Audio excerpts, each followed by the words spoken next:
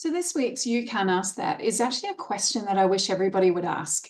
And it's, what are the best ways to support somebody that's going through a treatment or recovery program? I think the top number one way you can support someone is actually by attending sessions yourself. That way you get acquainted with the program, you can be educated in what the process is, and you get a really good understanding of how to best support that person throughout the program. And you also get to understand what the treatment plan itself is. At the Whitehaven Clinic, we focus a lot on understanding the underlying personality-based triggers for drug use. So understanding those dynamics are actually invaluable for you.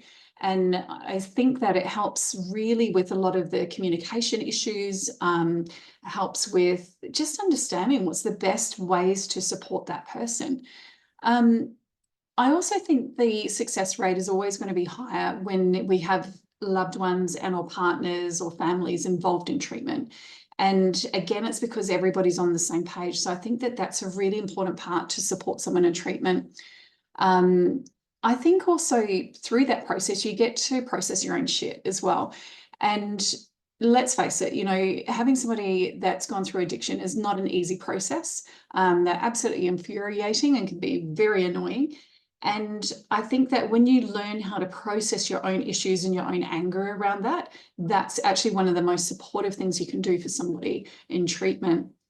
The other thing that I also highlight to my clients, parents and partners and loved ones is, how do you support them in healthy behaviours, not unhealthy behaviours? So in other words, paying for counselling could be considered helping them with healthy behaviours. Paying for their drug debt is not. That's a whole different debate, yeah?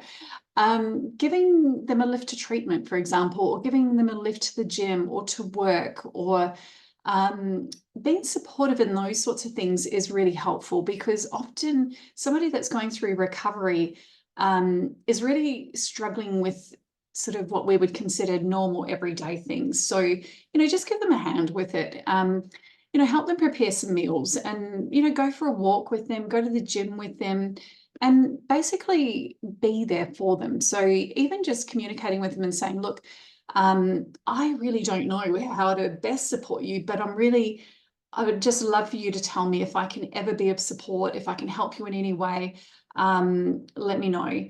And remember that this is your loved one. Like, this is somebody that you can get real with. And the more real you are with them, the better that is in terms of connecting with the relationship. That said, I'll just put a little disclaimer on that. When I talk about being real and connecting, I'm not talking about taking the opportunity to give a long list of all of their wrongdoings that they've done for the last X amount of years. I always say, if you can hold back on that until at least they've done 4 weeks treatment, that is always going to be beneficial. I have clients sometimes that have come in and, you know, in complete despair, because they've had, you know, a family member or somebody decide that that was the moment that they had to tell them what's what. And I always say, look, you have your opportunity. You will definitely get a turn. You will definitely be able to speak to them about that. But if you do it in the beginning of the program, you run the risk of derailing the program and derailing them from connecting in with the program. So that's actually a relapse trigger in itself. So, you know, and again, that's why I always say, come to counselling, come to, you know, process your own stuff around it, because it is a tricky journey. The other thing is about, and this is a special shout out for my beautiful mums out there, stop hovering. You know, often it's almost like the elephant in the room, like we don't know what to say, we don't know what to talk about. And I'm like, there's a real fine line between being supportive and being claustrophobic. So just, you know, speak with them. They're still your son, your daughter, your husband, your wife, your partner. They're still that person. So just be real with them. The other thing that's really useful is having good boundaries. And I think that that's an art form in itself.